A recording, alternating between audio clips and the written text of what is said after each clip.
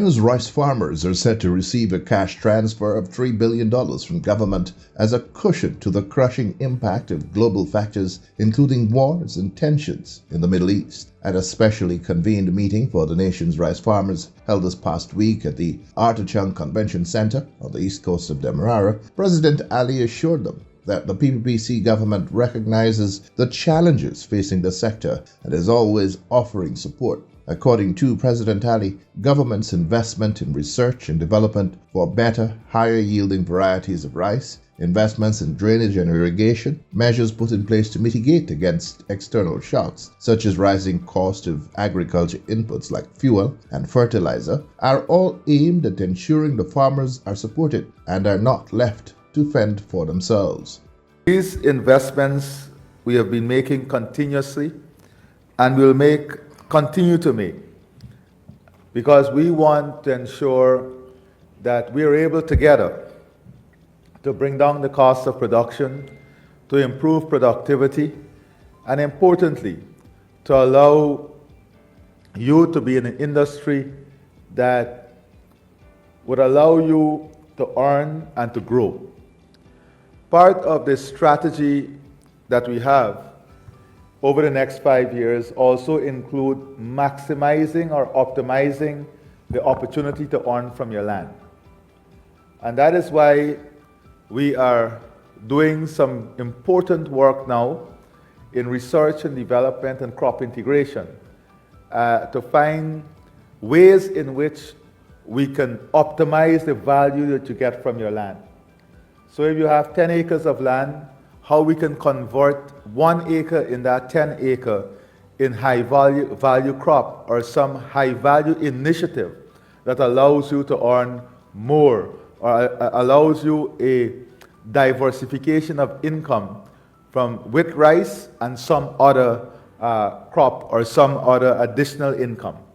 And we are not only doing the research, we are preparing ourselves to work with you in a co-investment way, so that, for example, we can support the infrastructure build-out, the capital costs, to allow you to have this additional ability to earn from your land and to supplement the income from rice farming and also to withstand some of the shocks that you undergo in the rice industry.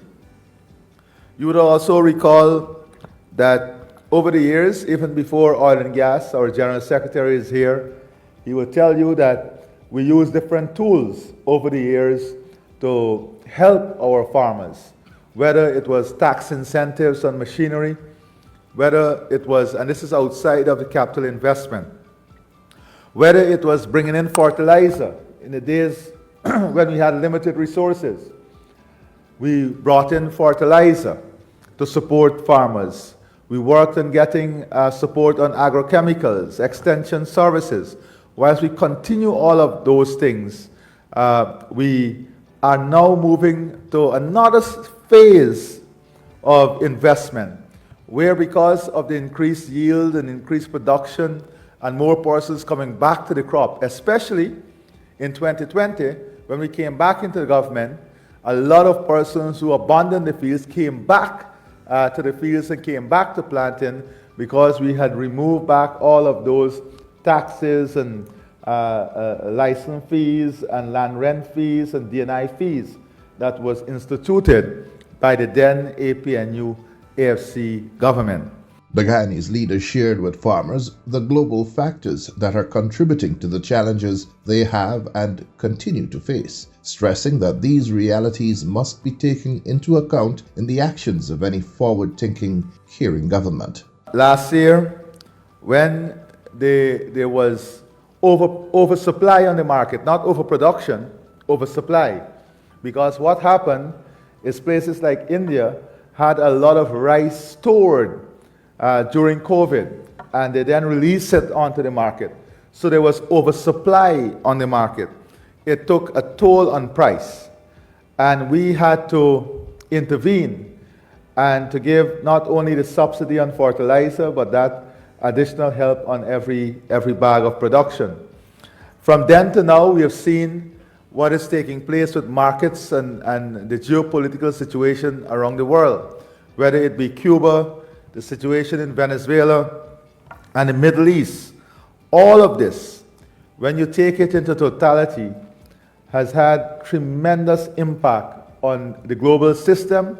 And as you know, we are part of that global system. We cannot escape these global realities.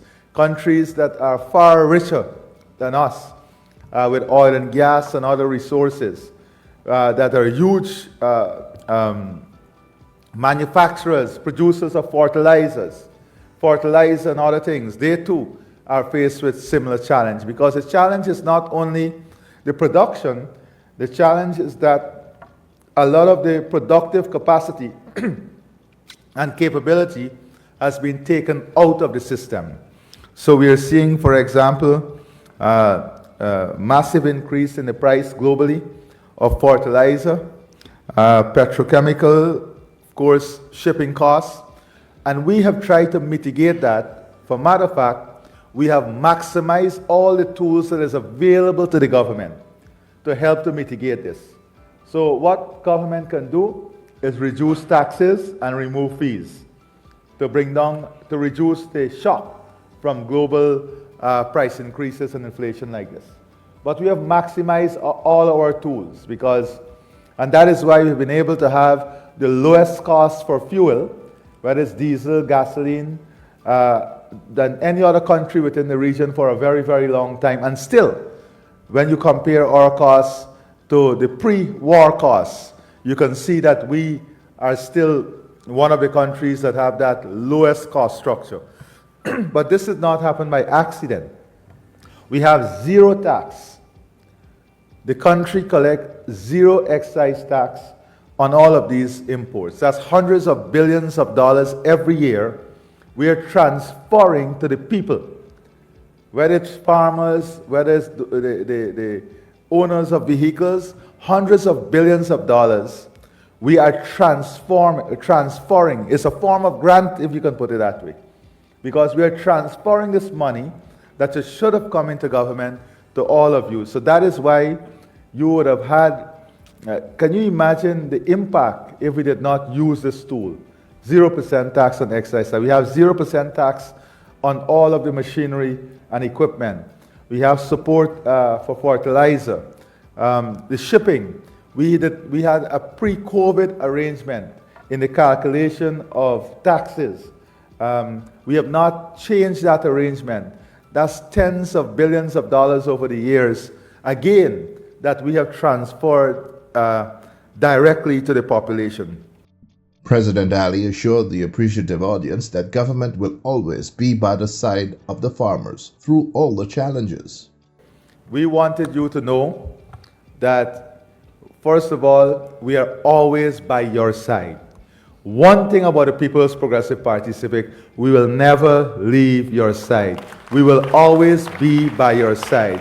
We will always be here walking this journey with you. We'll always be here walking this journey with you.